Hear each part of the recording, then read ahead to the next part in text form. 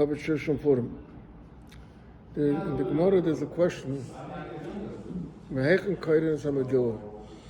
do you start to read the Megillah? We all begin from Vahibu Me'achash Shvedish, but in the Gemara, it's an issue. Different guesses. And there's 4 opinions in the Gemara.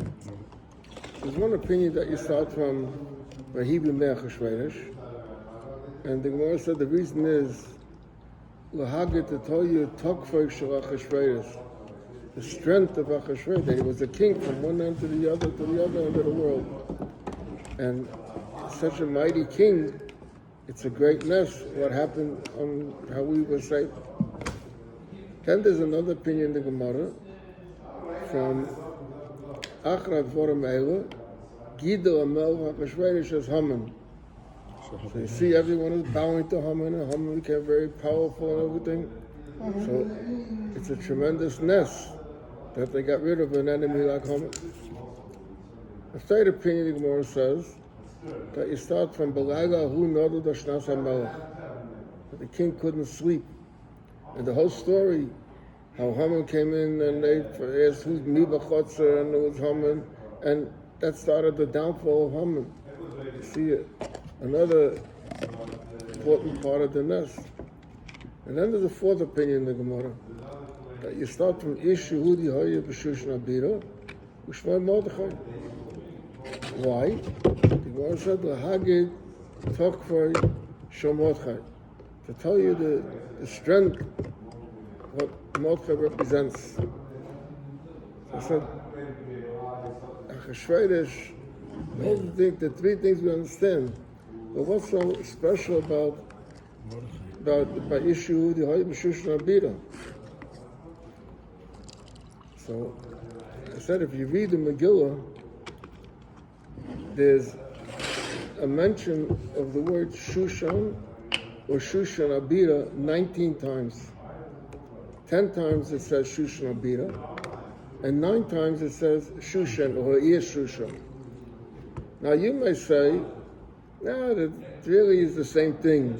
But sometimes they use this expression, sometimes this expression. So there's proof in the Megillah that it wasn't the same thing. 2 different places. What's the proof in the Megillah? There's a Perishah Pasuk. The Pasuk says, V'ados nitna b'shushan abira, v'ir shushan novoicha. 2 different places. This is 2 different places. What was unique about these 2 places? So I said, one was the capital, and in the capital they didn't allow Jews to live over there. Just like there's many cities in the United States where there's a time that they didn't let Jews. I mentioned going up to the mountains with the city Tuxedo. It was known that in Tuxedo they didn't allow Jews. Later they broke through, but the old Goyim, and the Jews lived in a suburb of Shushan Abira, which was called Shushan. And in between was a river. And when it says, when Esther asked Mordechai to declare a tonus 3 days, states Vayavar Mordechai. So sometimes Vayavar Mordechai that he was over, that they made the tonus on Pesach. And some say Vayavar Mordechai that he went over the river to get to the Jewish quarters, to let them know. Nevertheless, even though they didn't allow Jews in Shushan Abira, but Ish Yehudi, there was one Yid in Shushan Abira. This Yid was Mordechai. And the people in Shushan Abira didn't pay much attention. They Pshanalta Batrona Sheyidapis with a torn kapota, with tzitzis hanging out, with payas.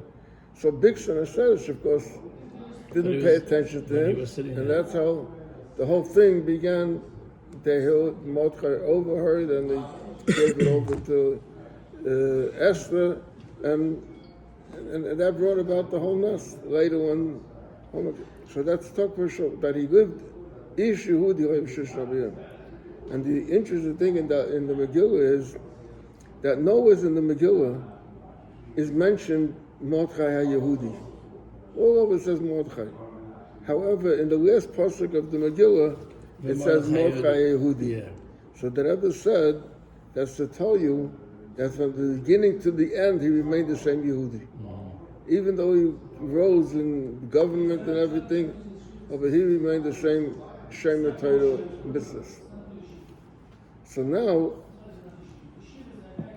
going a step further, when they got the king to issue the second letters, and the Yidden were told, to take revenge from the enemies.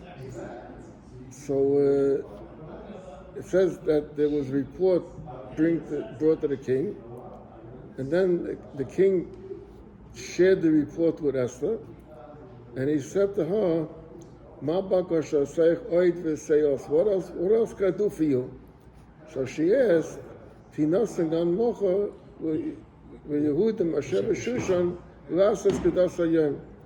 said, it's very strange.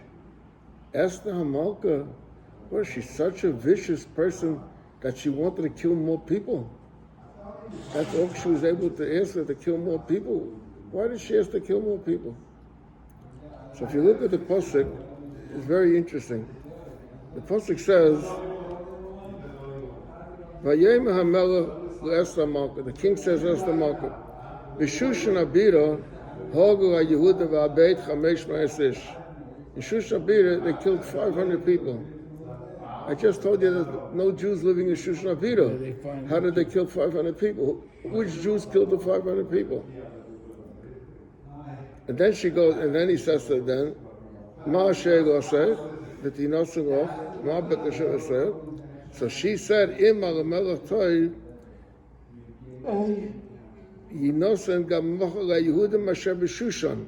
Not just Nabira. Lasas kedas hayem. What happened was like this: the worst enemies that the Jews had were in Shushan Abir. That's the capital where they make all the laws and all the rules. So the people, when the people from Shushan sent their army to Shushan Abira to get rid of all the enemies that they have. Once they got rid of all the enemies, but there were still some enemies left in Shushan because the enemy didn't take care of them. So she asked, "Tinos and Gamocha, Yehudim Hashem b'Shushan." Because yesterday we were busy in Shushan Abir. Yesterday we were busy in Shushan Abir killing, and the king agreed to it. And then it says, they killed the report, and by call a Yehudim, and it says over here.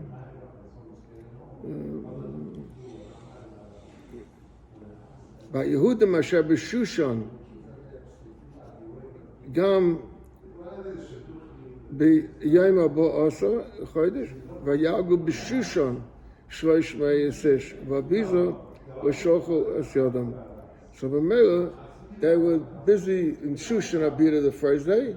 So the next day, she asked, let them take care of the enemies also in Shushan, because they're two separate places, Shushan Abira and Shushan. Okay?